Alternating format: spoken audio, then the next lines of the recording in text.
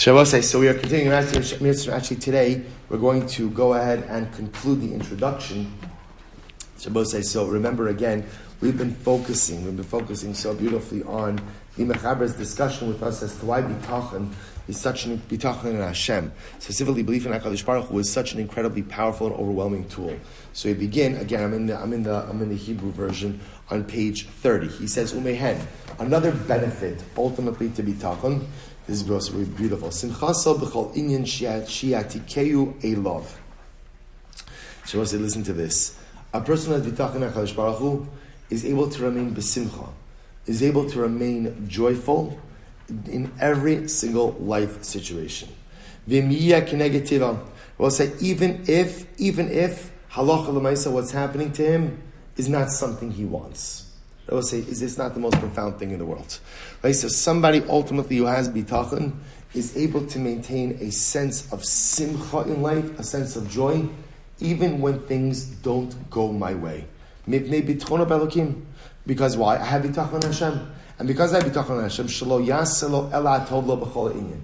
The Bible say, what does bitachon mean? And we're going to talk about this more in Parak Aleph, right? This is not yet Parak Aleph, right? All this, right? So we're going to talk. We're going to say sometimes you have to learn a lot in life even before you get up to the first chapter, right? So we'll say, so what's bitachon? We're going to see this, but the word bitachon doesn't simply mean believe.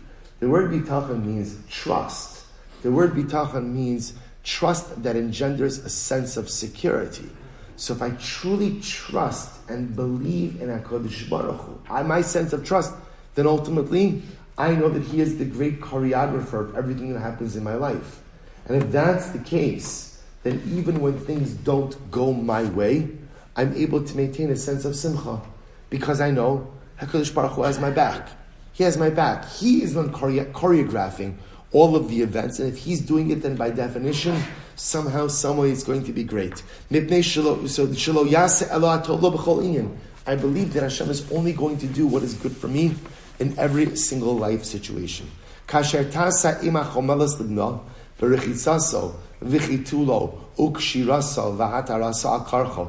actually very beautiful. He gives a beautiful mashal.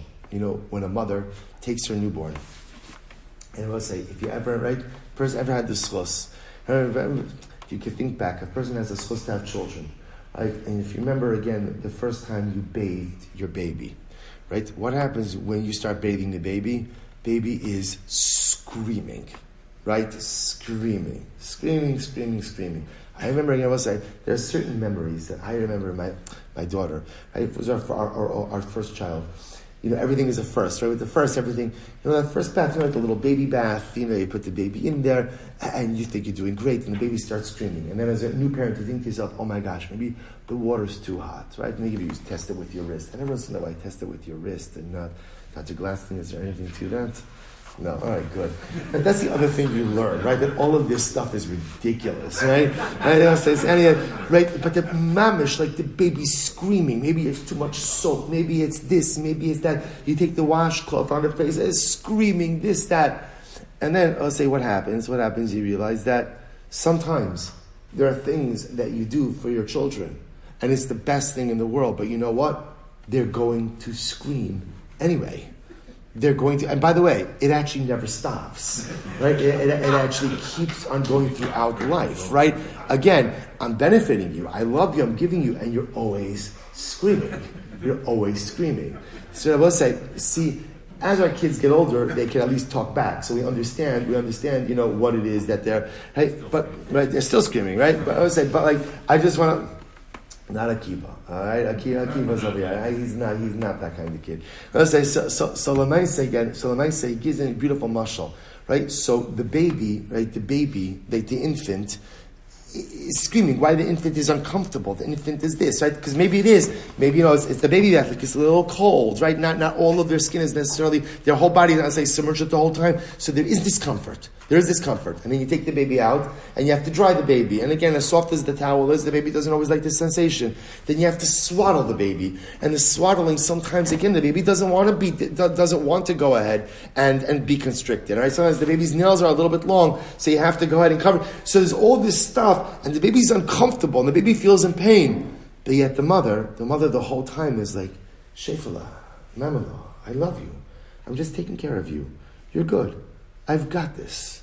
The baby wishes that it could just do whatever it wants, but the mother, so says the Mechaber, what a metaphor for life. HaKadosh Baruch Hu, if you have bitachon in Hashem, I must say it's the most beautiful metaphor in the world. If you have bitachon in Hashem, the Ribono Shel Olam is the mother who swaddles me. And sometimes it's not comfortable to be swaddled. I must say, you know it, right? You pretty much like make your baby into like a UPS package, right? In other words, that like, all that's missing is like the return to sender, label that you smack on it, right? In other words, it's like a package. It's like a package. It's not comfortable, right? It's not comfortable. It's constricting.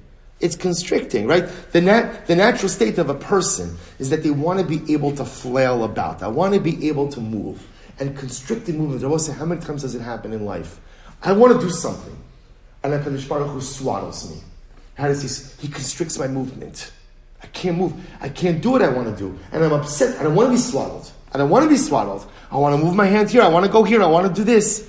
And what is HaKadosh Baruch Hu doing? He's cooing. Just like the mother does when the baby is struggling, when it's swaddled. The mother holds it and says, I love you. I have you. Just relax. This is how it has to work.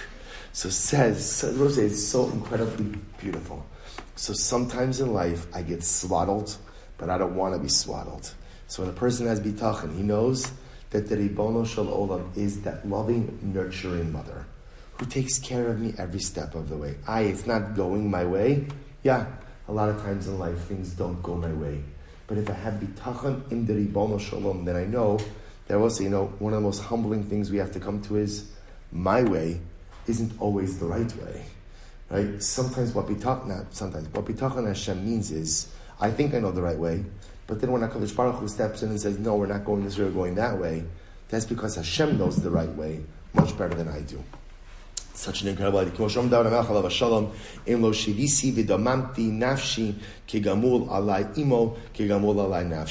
HaMelech himself in Tehillim ultimately again compares HaKadosh Baruch Hu ki gamul alai imo, right? Just like a mother, just like a child knows that ultimately the mother is there to love him, to protect him, to nurture him no matter what in life. So that's how we look at HaKadosh Baruch Hu as well. So I will say, so this is the end of the introduction. And he says, V'cheven shebi'arti mito alos habitachon be'elokim v'ana osav b'torah u'ba'olam mashin is damin li'evar atemein habitachon shiva dvarim. So I will say, what we're going to see is as follows.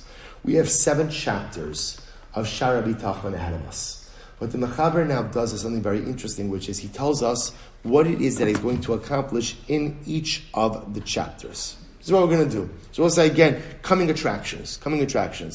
So we'll say, we're going to see as follows. So he says like this, Echad mehem. So we'll say, so in the first chapter, we're going to talk about Mahu Habitachon. Talk about a definition of Bitachon. Sheni, B'sibas Habitachon al Beruim. So we'll say, interestingly enough, we're going to see, second chapter, we're going to discuss, if you're going to put your place in people, what are the criteria for placing your trust in people? And I will say, of course, I want to give you the punchline ahead of time. The punchline ahead of time is, no one meets those criteria. Now I will say, now that sounds like very negative. It's not. We're going to see, we'll say, you have to trust people. Let's be clear. We'll say, but there's going to be a difference. We'll say, remember, bitachon is a different level. Bitachon means I trust in you fully and totally. And therefore, again, my sense of security totally stems from this relationship. So we're going to see, I will say, that only exists by HaKadosh Baruch Hu. So that's chapter 2. Shlishi, beber hakdamos asher avorn is chayv habitachon.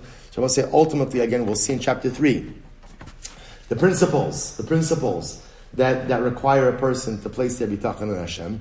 So the chiyuv eisek besibas, but I will say, it's interesting. So chapter 3, we're going to talk about that as much as you're supposed to have bitachon in Hashem, bitachon in Hashem does not negate the need for hishtadlus, for putting in effort. Right? And I will say, bitachon doesn't mean you sit back, relax, and enjoy the show. Right? Bitachon means you got to place your trust, but you also have to roll up your sleeves and make things happen in life. Next. Haravi, so I will say ultimately again, 4th chapter, we're going to talk about when does the concept of bitachon truly apply. And and ultimately again a distinguishing ultimately again between proper bitachon and inappropriate bitachon. Okay, chamishi. This also is all just coming in tracks. Chamishi behafresh yesh ben isek haboteach belokim besilos hatarach uben isek mishein haboteach belokim bahem. So we'll say, in ultimately again, we're going to see the difference between one who places their bitachon and Hashem when it comes to matters of earning a living, versus one who doesn't place their bitachon and Hashem in that area of life. Shishi bever anfei chiyuv gnus das omrim ba'arichos hatay v'sa'olam. 6th chapter, Bosai. Excuse me. We're going to go ahead and talk about people who go ahead and instead of focusing on bitachon, go ahead and focus on building up wealth, which essentially means people who decide to devote themselves to material pursuits rather than to spiritual ones. And they delay the acquisition of spirituality until they gain all of their material needs. In other words, that's talking about a group of people who say, I love ruchnius. Just what? I don't love it yet. In other words, there's work I have to do, right? I got to make money, I got to do my stuff, and then Amir Hashem, then there's going to be plenty, right? When I have everything I need, then I'll have room for ruchnius in my life. Behem Balia Mashkonos. So also we're going to see ultimately again, these are called people, collateral Jews. Again, we'll discuss why he gives that definition to those individuals. Ushvi, 7th chapter, we'll talk about B'mafsidi habitachon be'elokim. So also we'll talk about the things which detract or diminish from bitachon. The chomash etzarech ledaber be'inyan habitachon lekatzer b'chalokov. And ultimately, and also we'll talk, the 7th chapter will include like a review of everything, ultimately, again, that we've done up until this point. And halacha l'maisa, again, a little bit of an overview of the various pieces of bitachon as well. So we'll say, so that ultimately, again, is our introduction. We'll say, technically speaking, so today's limud goes into Parak Aleph. What we're just going to do is we're going to leave Parak Aleph in Miras Hashem tomorrow. So tomorrow will be a little bit ambitious, and we'll finish Parak Aleph, which is just 2 paragraphs in Miras Hashem. We'll begin Parak Beis as well. Both saying, Shkoyach.